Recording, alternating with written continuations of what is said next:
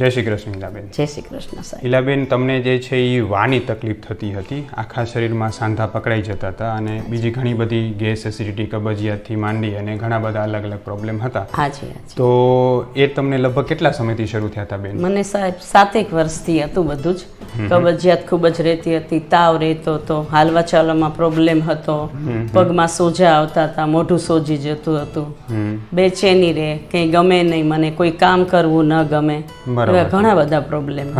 અને તમે જે છે એ ક્યાંથી આવો છો? હું સુરેન્દ્રનગરથી. તો એના માટે તમે લગભગ મેડિસિન્સ પણ ઘણા બધા ડોક્ટરને સુરેન્દ્રનગર બતાવ્યું, બરોડા બતાવ્યું, અમદાવાદ બતાવ્યું, બધા સ્પેશિયાલિસ્ટ. બધા સ્પેશિયાલિસ્ટને બતાવ્યું હતું. બરાબર. તો એમણે શું અભિપ્રાય આપ્યો હતો તમને? એમણે કીધું કે અર્થરાઇટિસ છે, આ કોઈ મટે એવી બીમારી નથી, દવા લ્યો એટલે તમને પેન કિલરથી સારું રહેશે. બરાબર. તો એ તમે દવા લેતા બેન રેગ્યુલર, તો એનાથી તમને સારું લાગતું કંઈ? ના, એટલે પેન કિલર લઉં ત્યાં સુધી સારું લાગે, વળી 2 દિવસ ન લઉં તો પાછું પગમાં સોજા જેવું આવવા માંડે, ચાલવામાં પ્રોબ્લેમ થાય, એવું બધું થતું હતું.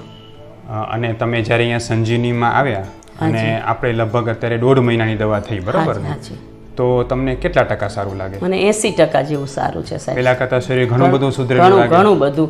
સોજા નથી અત્યારે બિલકુલ, સરસ ઊંઘ આવી જાય છે, પેટ સાફ થઈ જાય છે અને ઘણી બધી રાહત છે મને. ખૂબ સરસ. હવે આજે હું તમારી સાથે ઈલાબેનનો આ કેસ ડિસ્કસ કરવા માગું છું કે જે ખરેખર બહુ જ જે છે ઇન્ટરેસ્ટિંગ છે.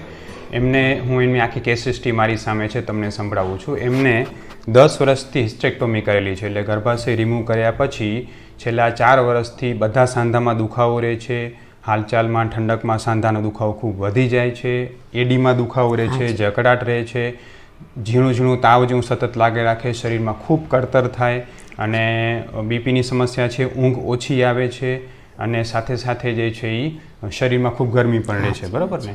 હવે આવા પ્રકારના કેસમાં જનરલી શું હોય કે જ્યારે હિસ્ટેક્ટોમી થઈ જાય છે, ગર્ભાશય રિમૂવ થાય છે, ત્યારે ઘણી વખતે લેડીઝને એના પછી વાક એવા કોઈ પણ પ્રકારના પ્રોબ્લેમ થવાની શક્યતાઓ હોય છે અને સ્ટ્રેસ પણ વધી જતો હોય ઘણી વખતે, એનાથી પણ વા થાય છે. અને આજે આપણે લગભગ એમની જે છે એ 1.5 મહિનાની રેગ્યુલર મેડિસિન કરી તો ઘણું સારું છે. એનું કારણ એ જ છે બેન કે આપણે પૂરેપૂરું ફોકસ એના ઉપર કરીએ છીએ કે રૂટ કોઝ ટ્રીટમેન્ટ થાય. તમારા જે મૂળ જે છે એનું વાયુ જે કારણભૂત છે એનું શરીરમાં ટ્રીટમેન્ટ થાય ને તો શરીરને પોષણ મળે. બેન, મને એ કહેશો કે જ્યારે તમે દવા નહોતા લેતા એ સમયે તમારા શરીરમાં થાક, નબળાઈને ઊંઘની ફરિયાદો કેવી રહેતી? હાજી, ખૂબ જ સાહેબ. મને ઊંઘ આવતી જ નહીં. રાતના 2-3 વાગ્યા સુધી હું જાગતી હોઉં, મોબાઈલમાં કંઈક ને કંઈક જોયા કરું, મને ઊંઘ જ ન આવે અને સવારે વળી પાછું 5 વાગે એટલે ઊંઘ ઉડી જ જાય એમના ટાઈમે. એટલે ઊંઘ મને બિલકુલ નહોતી આવતી. કબજિયાત મને સખત રહેતો હતો. અને આપણી દવા શરૂ કર્યા પછી એ તો બિલકુલ તકલીફ નથી, કબજિયાત બિલકુલ નથી, ઊંઘ સરસ આવી જાય, શરીરમાં સ્ફૂર્તિ લાગે. સરસ. બરાબર છે. બેન, તમારું કેસ જે છે એ ઘણા બધા એવા લેડીઝ માટે પ્રેરણારૂપ છે કે જે લોકોને હિસ્ટેક્ટોમી કરાયા પછી કાં તો મેનોપોઝ એજમાં વાની તકલીફ થઈ ગઈ હોય, હવે આ ઉંમરે વાની તકલીફ થાય ત્યારે પેશન્ટ ઘણી વખતે પડી ભાંગતું હોય. શું કામ?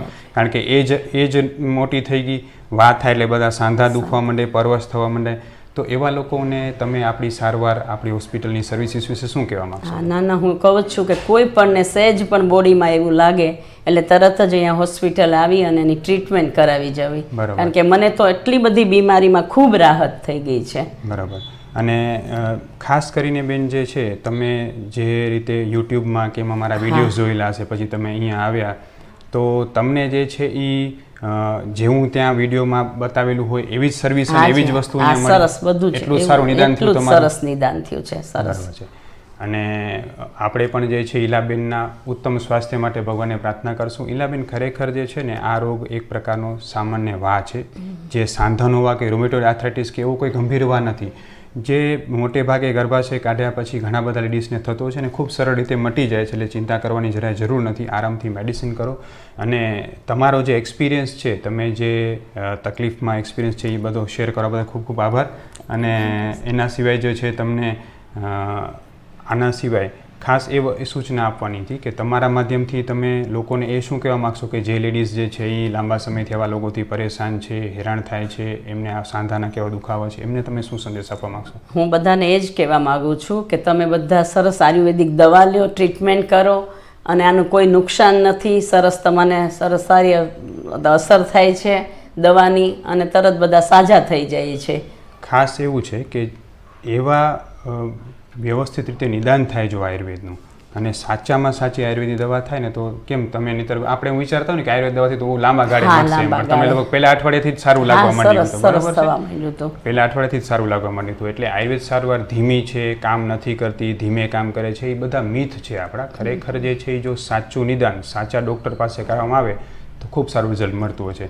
જય શ્રી કૃષ્ણ જય બેન. શ્રી કૃષ્ણ સાહેબ. નમસ્તે. અને તમે આરામથી જે છે ફરી આવો, કોઈ ચિંતા જેવું નથી હો. હાજી હાજી ચાલો, થેન્ક નમસ્તે, યુ. ધન્યવાદ.